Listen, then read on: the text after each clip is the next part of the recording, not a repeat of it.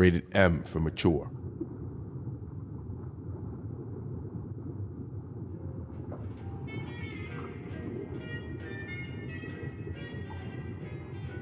For every choice, there is an echo.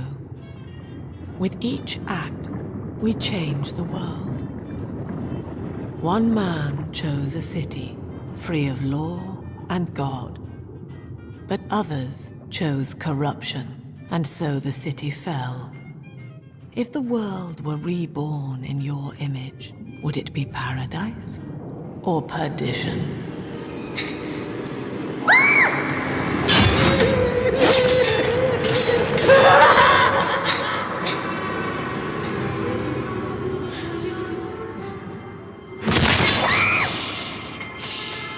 All over now.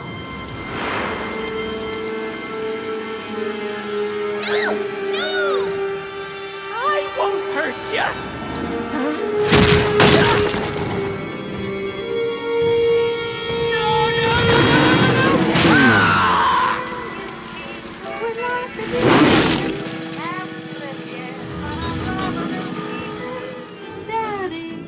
Daddy, won't you please come home?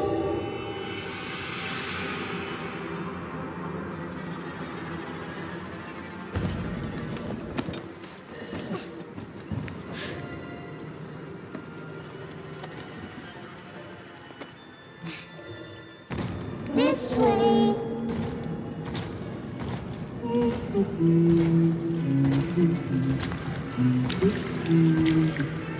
Come on, Daddy.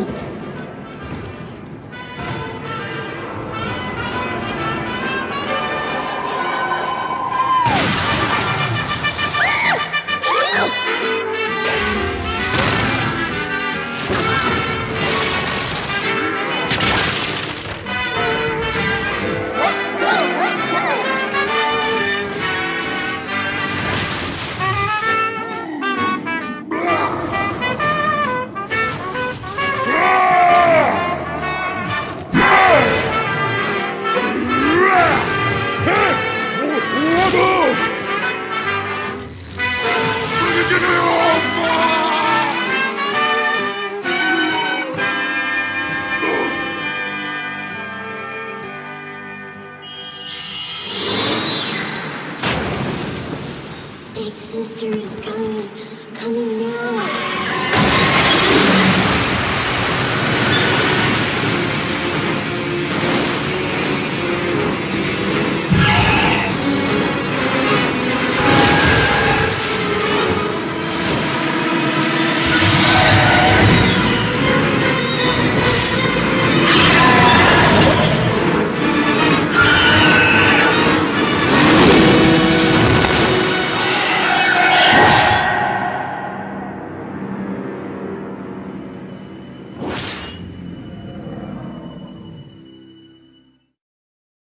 When I first encountered the Bioshock video game series, it was a little while after it had been originally released.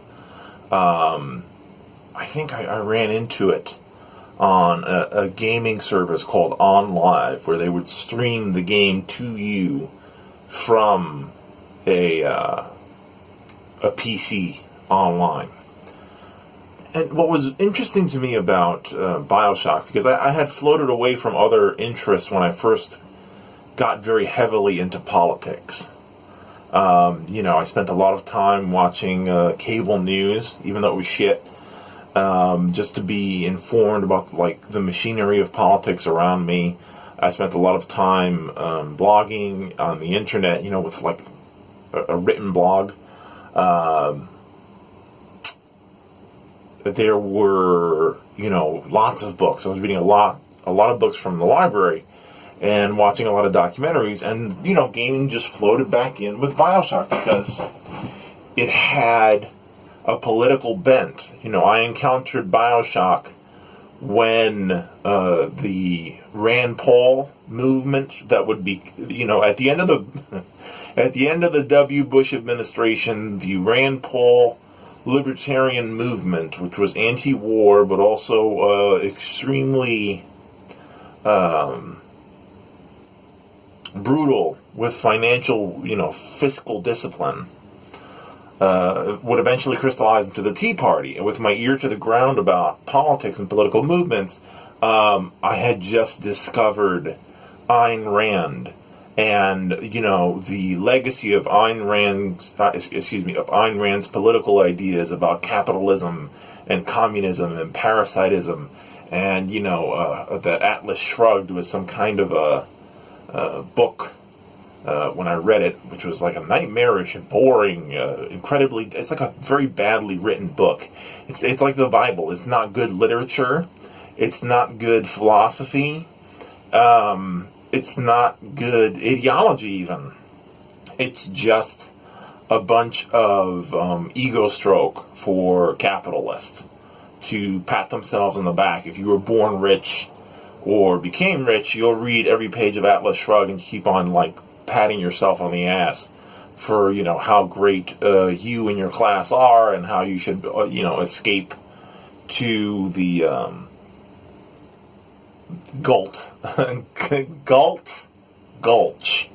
the paradise for the working millionaire. So Bioshock, the game series, articulated to me the idea that utopia is a problem. Beyond just the branding of the utopia, right? The first game was easy for me to agree with, because it was a pushback against an underwater Rand state, where a billionaire named Andrew Ryan escaped from civilization and created an underwater city where they could try out, in the real world, pure triumphalist capitalism, and to try to bring Atlas Shrugged to life. And the city he built in the game collapsed. It collapsed because you cannot have a pure capitalist utopia. It collapsed because you cannot have, for example, unregulated, in the game, what makes monsters of people is this highly unregulated drug that causes these genetic mutations and abilities. So it spoke to me, and it spoke to all my resentments against capitalism as a young man who had grown up under the Reagan administration with Alan Greenspan pushing Randian policy into my neighborhood. Randian economic policy and austerity regimes that were crushing the inner city. And so the more challenging game for me out of the three, emotionally, I don't mean in terms of what my thumbs did, I mean in terms of my political perspective, was the second game. Because, of course, after capitalism fails, at the time I was probably more of a vanguard communist than an anarcho-communist like I am now. And I was very much so in love with the Cuban Revolution. I was in love with Che Guevara and Ho Chi Minh. I was in love with the ideas of Fidel Castro and the story of Fidel Castro.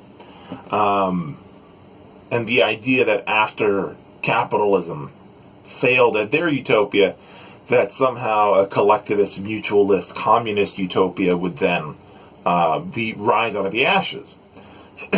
And it wasn't exclusively the second Bioshock game that disabused me of this notion, because there were a lot of other books and lectures that dissuaded me from this. But Bioshock 2, which is often overlooked in the canon of the series, does a great job of showing the implausibility of building one utopia on top of another. I think that's what's most interesting about the trilogy, is that even in the third film, when they go from, the third game, Bioshock 2 is about basically a communist female scientist trying to create a collectivist utopia in the ruins of Rapture, the underwater libertarian city. And surprise, surprise, she becomes as brutal and ruthless and exploitative and oppressive as her predecessor, the pure capitalist Andrew Ryan. That game's plot resolves, and then in the third game that closes out that trilogy, you are taken up to a city in the sky where Christians, Christo-fascist American patriots, have created a floating city where they can have a Christian white separatist paradise. And the same thing happens to that utopia. The oppressed people eventually revolt, and some of what happens during the revolution is unethical. There's a lot of revolutionary violence that is, that seems like senseless violence. I'm not completely disavowing a revolution, but I'm saying that I agree with Chris Hedges when he says that, revolution is just a process of replacing one form of tyranny with another. The most important thing to remain free as a person politically is to always be in a state of rebellion, which is to always question authority, always challenge the legitimacy of hierarchy. And I think I know that is a big part of red and black communism. So in aggregate, I appreciate a blockbuster video game franchise that can be marketed to the public and to be received by young people, and not only challenge the ideas of capitalist utopia, but just challenge the idea that somehow your politics have to involve completely erasing your political enemies physically and decimating them, because in the end, and I'm not a centrist at all. I'm not a centrist, I'm not a liberal, but I'm also not an advocate for committing genocide against anyone who is pro-capitalist or in a capitalist position of power. Paradises built on bones, revolutions forged in violence, usually are brought to a bloody end, and I don't think that's not politics.